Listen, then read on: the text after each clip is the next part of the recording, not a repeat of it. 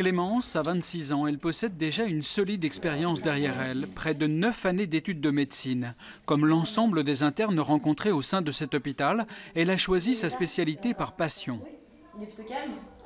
En général, ceux qui choisissent gynéco-obstétrique, c'est vraiment des passionnés, parce qu'on sait que c'est difficile, mais on adore tous notre spécialité, je pense. On fait vraiment pas ça par défaut, mais plutôt vraiment par choix. Hein. Au sein de ce centre hospitalier, il y a 60 internes. Ils examinent des patients, font des prescriptions, prennent des gardes, enchaînent les semestres de stage, tout en continuant d'étudier à la fac. Au sein du service de réanimation, ils sont 5, avec des spécialités différentes, néphrologie ou gastro-entérologie par exemple. Selon eux, la spécialité doit rester un choix. Si les politiciens veulent augmenter le nombre d'anesthésies-réanimateurs, ils ont qu'à augmenter le nombre de candidats possibles pour la réanimation. Et pareil au niveau des villes, augmenter les places à Rouen, à Lille, s'il manque des médecins à Rouen ou à Lille.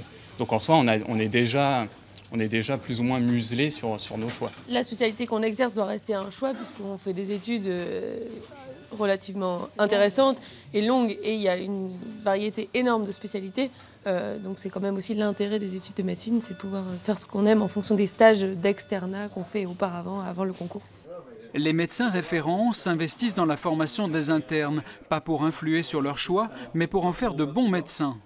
C'est un choix qui se fait sur des critères très personnels et pas sur un problème de santé publique ou autre. On essaye de tout faire pour que leur fin de formation se passe le mieux possible, qu'ils soient le plus autonomes possible et fassent les meilleurs médecins, puisque ce sont eux qui nous soigneront, entre autres, plus tard. Depuis 2017, les étudiants en médecine ont le choix entre 44 spécialités, mais certaines ont de moins en moins de succès. Gynécologie ou cardiologie, par exemple. Un problème que le ministère de la Santé va devoir résoudre dans les années à venir.